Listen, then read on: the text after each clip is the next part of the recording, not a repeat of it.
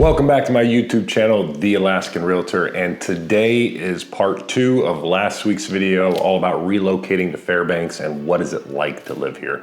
So we're going to get into the nitty-gritty, but I want to focus on neighborhoods, subdivisions, and parts of town in this video to really give you the best understanding of the different areas that there are throughout Fairbanks, North Pole, and the surrounding areas. So first off, I want to start with downtown Fairbanks. Downtown Fairbanks is no different than any other downtown that you've ever experienced. It's a small town feel. We have fairs and parades down there all the time, like the Midnight Sun Festival and the Golden Days Parade, which was just this past weekend. So lots to do down there. That's where all the restaurants and shopping are at, but it is apartment style living and very old houses. We're talking 1940s, 30s, some of them even back into the 50s. There are a select few areas that have newer options. However, those are predominantly new constructions that are already owned and not really on the market for sale. So the things that we often see coming up for sale in the downtown area are your older cabins from back in the pioneer days. Keep in mind, Fairbanks was created in 1902 or something like that and didn't become a state until the late 50s. So they've all been updated with city water, city sewer, and stuff like that. But some things you're often gonna come across is stuff like wood staving. So basically your sewer line is essentially wood. Sounds a little bit weird, but it's very common here and it's something you'll grow to be used to if you live in the area. The next area I want to focus on is the surrounding area. You have Fairbanks right here in the middle, but you have the surrounding downtown area. So this is everything that feels like it's in the city, but it's not. Some areas of note are around the hospital, South Cushman, which is an area of town, over by the airport, and then along College Road. These are kind of where Fairbanks just kind of kept growing and what it expanded to, majority of which is actually outside of the downtown area code, which is 99701, and you're starting to blend into the 99709 area. This is all up and down Airport Way. Now, the houses here are generally a little bit newer, built in the 70s and 80s. This was during the pipeline expansion where Fairbanks had its biggest boom when we built the Alaskan pipeline for all the oil coming out of the North Slope. Something that you want to keep in mind in these homes is this is your standard in-town subdivision feeling. So what I mean by that is you're going to get a quarter acre. You're going to get a fenced-in yard. You're gonna get maybe a 3-bedroom, 2-bathroom, 2-car garage, but sitting on a quarter acre, surrounded by houses in a little grid pattern subdivision like any other area you'll live in. So this is still normal living, city water, city sewer. Now we wanna start getting into the more rural areas. There's still one more urban sector, and that would be North Pole City, small suburb to the east of Fairbanks.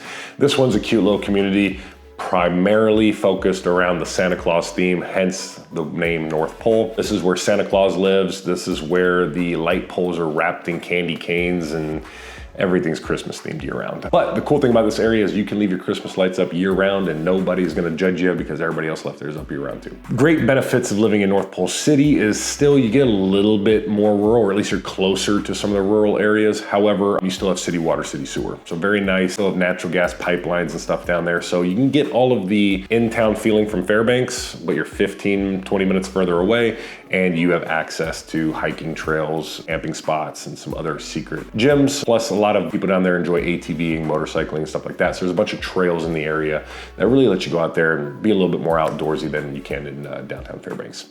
Think of downtown Fairbanks as a typical small town in the lower 48, and North Pole being your traditional Alaskan town where you still got some rules. That takes us to the next zone, which is in between these two. So again, over here, you're gonna have Fairbanks, and over here, North Pole. In the middle is gonna be the Badger area. It's named after the road Badger Loop that connects basically the highway. And then there's a loop that goes through a bunch of residential stuff, and they both meet back down in North Pole City. This is where about 60% of our inventory is at. So if you're gonna buy a house, you definitely don't wanna disqualify this area because you're gonna be losing about 60% of your options. But generally flat terrain. There is one hill called Lackloy Hill right in the middle of North Pole. That is the only place in this rural area that has some sort of city water utility. It's actually a commercial well that pumps water into houses, but it's only for the hill itself. Everything else in the low-lying surrounding areas is gonna be on a well and septic system, but still your traditional and now even newer homes, because most of North Pole was built in the 90s and early 2000s. So you're gonna get more of your traditional homes, your spec homes, a couple custom homes, stuff like that. So that is North Pole. It's consisting of North Pole City and the Badger Loop area. That is all of North Pole. In Fairbanks, we talked about the urban side of Fairbanks with the downtown area and then the little addition over in 99709. Moving on to some more rural areas now that you want to keep an eye on. If you go west, even further on the other side of the Chena River, you have the Chena Ridge area. This is a very desirable area. I would argue to say this is probably one of the most desirable areas. This is where we have our bigger homes that a lot of them have views. You're still within 10 minutes of getting into town, but you get that acre of land, the trees left up on your property for privacy, and you're usually not just staring into your neighbor's window. So the best part of this one is absolutely the views. However, by having a view, you can go ahead and add $100,000 to your price tag because those views are very valuable and rare. So really what you're looking for in this area is a secret gem, meaning somewhere where you can cut down all the trees and get a view, but it doesn't have one when you buy it, and that way you save $100,000 on your deals. Hopefully that secret tip will help somebody watching this video. Benefit of Chena Ridge is, again, those trails. There's a lot of ATV trails that go back into the woods that give you a little bit of freedom, but the downside is there's no city water, city sewer, natural gas pipelines in this area. This is all gonna be well and septic territory, just like that Badger Loop area in North Pole.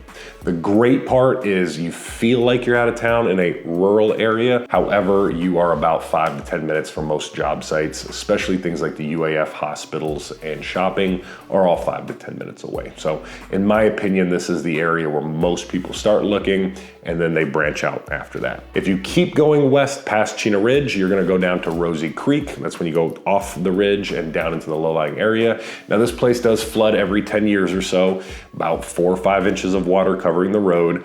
It's just because of the July rains. I don't know. It's always in July. It's not during the breakup season. It's not during the rainy season. And I can't really tell you what happens, but since I've lived here in 10 years, it's happened twice. The first year I got here, and then again in about 2022. Well, septic, no city utilities. You're about 15 minutes from town now, and depending on what trail you go up for your house, it could be a little bit further of a drive. Area is really great for if you want to be left alone and get more acreage. This is where your 2, 3, 4 acre parcels start presenting themselves. That's Rosie Creek.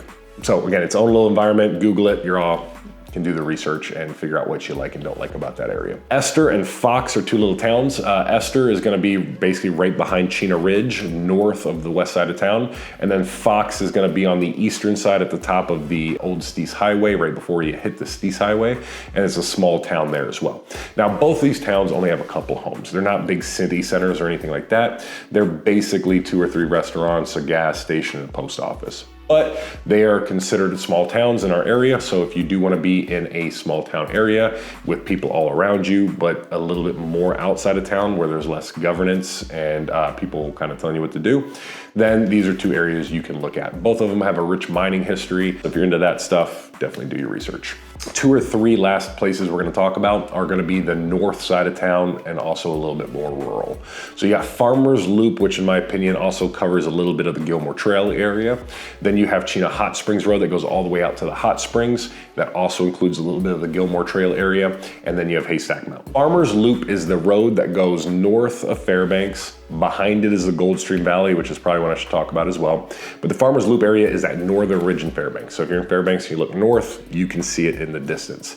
And this is a great area. This is the second favorite area for most people. Depending on where you live in that entire area, since there's no direct cut down in the Fairbanks area, they're gonna go west to the UAF area or east over to the Fred Meyers and the Steese Highway area. Great housing, larger properties. Some of them are more private, some of them are less private. Some of them date back to the 50s, other ones were built just last year. This is kind of like the area that was developed but not fully developed and now is being redeveloped. So lots of great parcels there. Still some amazing views. In fact, the best view in Fairbanks is off of Crestview, and that one will overlook the entire city. Absolutely beautiful and breathtaking. That's where the $1 million houses are, at the top of the ridge. Everything going up, I would tell you beware of permafrost on Farmers Loop Road. And as you gain elevation, you can worry less and less about permafrost since you get a little bit more sunlight and the drainage in that area of town is a lot better because you're higher up in altitude. Now, something to keep in mind for these higher areas, we have something here in Fairbanks called the inversion. And in the winter, that basically means that it's actually warmer at the top of the mountain than it is down low in the city. So a lot of people look for these higher elevation properties to get a little bit warmer weather. So when it's 0 degrees in Fairbanks, it's 15 degrees above 0 up in the hills. The issue is driveways, because this is also the part of town where you start seeing some really steep driveways. And in my personal opinion, you have to have a 4-wheel drive. If you drive a car anything in town is gonna work for you. But if you wanna live out of town, you should probably have a truck, SUV, or at least a Subaru that has a little bit of ground clearance and can get you up some hills. All-wheel drive, four-wheel drive, it doesn't matter. Just make sure you can get around easily and you're not doing too much wear and tear on your car. Now, behind Farmers Loop is the Goldstream Valley. This is where a lot of the college kids live in dry cabins and a lot of the professors live in 2,000, 3,000 square foot houses. So you have kind of a mix between like the true Alaskan lifestyle, which is being adopted by the younger kids that need affordable housing. And then you also have this bigger developed out of town area. Now, still no city utilities. This is where our internet starts becoming more troublesome. Your cell phone doesn't work as good in all the areas, depending on what holler you're in. And there's just gonna be a little bit more friction with life, but you also get a lot more freedom since there's less regulations on what you can and can't do out in those areas. Chena Hot Springs Road, a whole nother area going off to the east. Now, if you heard of this road, it's probably because of the Chena Hot Springs Resort, which is at the end of the road, and it's absolutely amazing. If you're coming to town to visit, that's where you should go first. If you're coming to live here, wait a week or two and then go, and try to avoid the tourism, go during the week or something like that. But Chena Hot Springs is a great area because this is where you're gonna get your 10, 15 acres of land, depending on what area you want to live in. The bad part is the road is heavily affected by permafrost, so if you drive too fast, you're not paying attention, you can easily do some Dukes of Hazzard stuff with your vehicle and then eventually replace your suspension. So beware out there, drive slowly, drive carefully. There's a lot more wildlife and just stuff going on out there as far as Mother Nature goes. So the roads won't be as easily plowed, but because it's such a tourist corridor, I really can't complain about the road maintenance out that way. It's above average. These houses are gonna be your rustic cabins. These are gonna be your DIY homes. So with that area of town, just comes a lot of stuff. There's also some good view areas because on the north side of Chena Hot Springs Road is where the ridge line is, and there are a bunch of houses up on those ridge lines, but there's also a lot of houses in the low-lying areas that are easily affected by permafrost, so just beware when you're looking, where you're at, ask lots of questions if you're looking sight unseen, and if you're there in person. Like I said, Farmers Loop and Chena Hot Springs Road, everything right off the road is gonna be a little bit affected by permafrost. And then lastly is Haystack Mountain. For some reason, I've sold a lot of houses on Haystack Mountain over the years. It's about 45 minutes out of town. In fact, when you're driving there, you will drive for about 30 minutes without seeing any houses, cars, trucks. You might see a couple of trailers bringing coal up to the mines and stuff, but pretty remote out there until you hit Haystack Mountain. And it's a small community that goes up this mountainside north of Fairbanks. From the Home Depot, it's about a 30-minute drive. For most places in Fairbanks, it's about a 45-minute drive. In the winter, always add 10 minutes so you don't get yourself in trouble or cause an accident. They did add some telephone poles out there and cell phone towers, so the cell phone service is always improving out there. Thanks to Starlink, internet shouldn't be a problem either, but this is definitely where you're gonna get your DIY houses. There are a few contractor-built, really great homes up there, and then there's a lot of people that just bought some land, homesteaded it over the years, and developed it to their dream. So if you want to buy their piece of the pie, let me know and we'll look at the Haystack Mountain area. That being said, on Haystack, usually in a year, we sell about 10 or less homes. So if this is an area you're targeting, be patient because you can only buy what's available for sale. Hopefully this video kind of broke down the different areas and subdivisions and parts of the area that you're looking at. If you are looking to relocate, call me or my team. We'll be more than happy to give you a full rundown of everything you need to know about the Fairbanks area, and have a great day, guys. Happy house hunting.